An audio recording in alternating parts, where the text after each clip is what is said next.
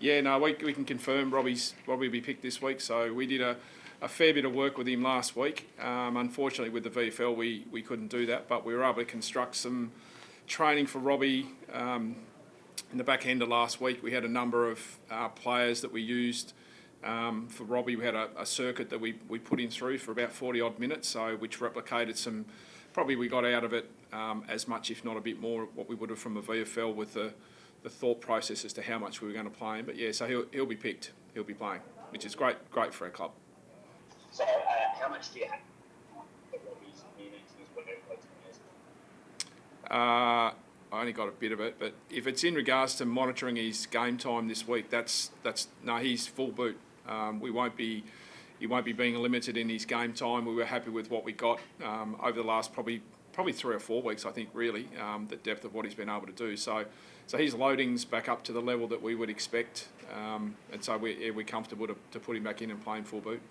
So there won't be any restrictions for him. What does he bring to this? Will he bring to this team, Dave? Just especially in terms of leadership. I know guys like Beatty picked up, just in terms of leadership being that linchpin to defend. Yeah, well, and he's been a really strong contributor for us in our leadership group. So Robbie's been doing a lot of work in the background, with our younger guys. He's been helping Ben a lot, which is good. He's been able to offer his advice, even with guys like Josh, down there from time to time, and particularly with Jack, playing a new role down there in defence. So he's been really helpful on that mentoring aspect. Look, it's another mature body in that back end for us. It gives us flexibility. Do we play with 3 talls? Does Josh come forward? It just allows us a little bit more, a few more options, I think, from our game sense perspective. And Stevenson right to go? Stevenson, was that? Oh, sorry, the line's not great. We've got to wait and get through. Yeah, we'll get through training today. Look, we're pretty confident that Steve will be ready. He's had a scan this week to sort of check him all out, and now we get him through a main session and hopefully gets the tick through. So yeah, we're pretty confident at this stage that Steve will be back as well.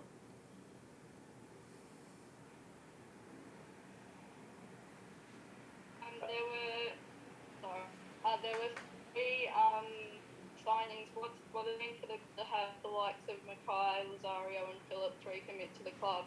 Yeah, they're extremely exciting, Ellie.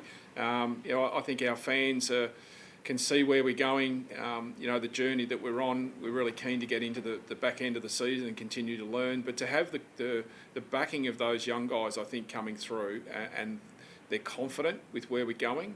That's the pleasing thing, that they've given us a tick of approval internally. That they're really comfortable with what we're doing. They understand what we're doing. They feel like they're getting better.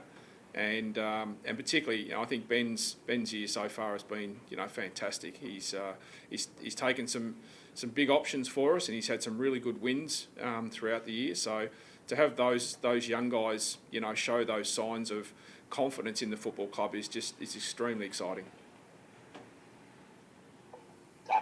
This one's a bit better now.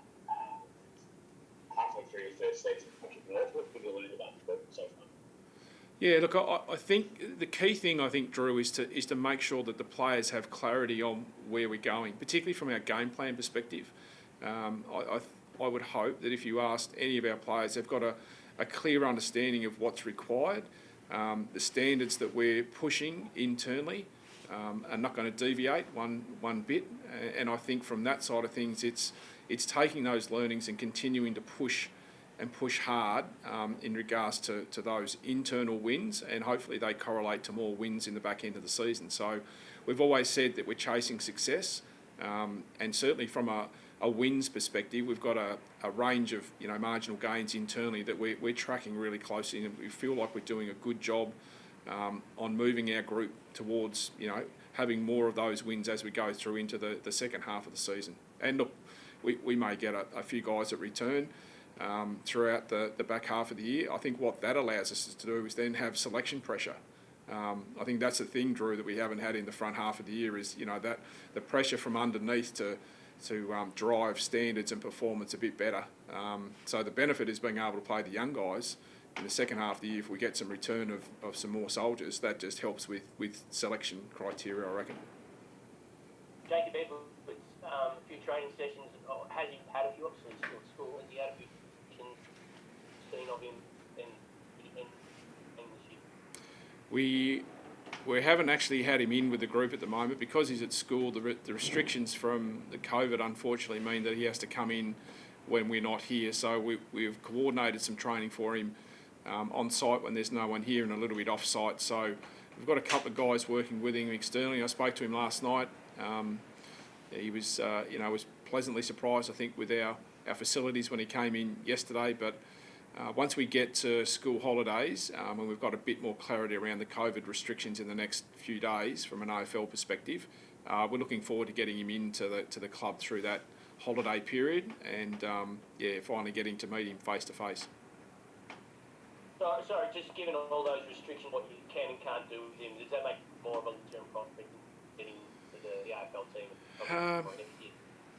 Yeah, possibly. Look, I think we understand that when you take someone mid-season, there's a number of other areas that we've got to take into account. Now with Jacob, his schooling's a priority. Being able to finish off some of his games at school is a priority. We understand that, and we're happy to help that come to fruition for him in the back half of the year. Not sure if the intention to take him was to play him in the AFL, but look, should his form be good enough and he warrants that selection, then he'll certainly come under that criteria. Probably is a little bit more longer term, I think, with him, but yeah, we're excited that he's on board and we've been able to take him in the mid-season and look forward to doing some work with him when we get that opportunity to. How's it made a little before that game? I would imagine it's a dream.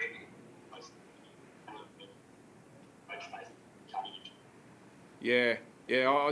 I said to him what were his first couple of days like at school. He said it was pretty rad. There was heaps of slaps on the back and trying to get his head back into the books from that side of things. But he seems to have taken it in his stride. Drew, he seems like he's a mature young man. Got a really clear focus. The feedback that we had in how he trained yesterday was great. He took it all on board. So I think he's probably moved off that exciting phase. I think it's probably sunk in now, and he's just busting to get in here and to meet his teammates and get stuck into it. How does it all look like for you guys in terms of flying in, flying out, and also just the expectations back down in Tassie against GWS? Well, Anna, we love playing down there. We've got an opportunity to get our fans to a game. We weren't able to do that in our last game at Marvel, so it's a great opportunity for for our fans and members to come to the ground. We can't interact with them, but yeah, we're playing a tough opponent. We're both coming off the break, which is terrific. So we're looking forward to taking our learnings from the first half of this year and trying to continue to move ourselves forward. So that's the opportunity. They've got a strong midfield. We know they defend the ground really well, so our capacity to have our offense, really highly on guard, our own ability to defend the ground. We love playing down at Blunston. We showed that when we went down there last time and played the D, so we're looking forward to that. We've got some restrictions in what we're allowed to do, particularly both here, living arrangements, and when we get down to Tassie. So we're only allowed to go to the stadium and stay at the stadium. We won't be calling into a hotel, and then post-game we're back straight to the airport and straight home. So we've got a range of tests that we have to go through, some COVID tests in the next sort of 72 hours in order to sort of get our preparation right. But we probably don't have the heavy restriction that a couple of other clubs have had in their interstate travel of recent weeks. Just a big opportunity to chase another, obviously always looking for a win, but played particularly well down there to eye off another win. I guess making a bit of a statement coming out of the bye. Yeah, that's you're right. You might have been listening to the team meeting this morning, but yeah, we have to understand what our game looks like. We want to create that brand, and we've got to chase that pretty hard. So. As I said, they're a tough opponent. Their last probably 6 weeks, they've been right up there in how the manner and how Leon's got them playing. So we're certainly aware of how they play, the strengths that they bring to their game, and we've got to be able to probably try to deny some of those and bring our own strengths and, as I said, get our ball movement. Last time we were down in Tassie, our midfield stood up really well, so that'll be a key battle for the ground, and our ability to put some scoreboard pressure on is always helpful. Just, is there anyone else to get back? See, Rob, Jade, maybe anyone else? No, that's it. The others are still a couple, at least minimum of a couple of weeks away. Lukey Mack's still a couple of weeks away. Jed's still a couple of weeks away, if not a bit further. But yeah, there's no one else that's sort of in immediate return in either this week or next week.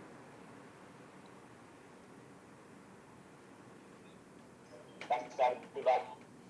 Thanks, guys. Make sure you support the big freeze too. Buy your beanie. I was lucky enough to get a chance to spend some time obviously with Fags, who's a great mate of Neil's, and to hear the manner and how he's gone about this challenge. He's an unbelievable character, and what he's doing for long term is it's unbelievable. So if we're out there and can buy a beanie and support it, it's an unbelievably great cause. So thanks, guys.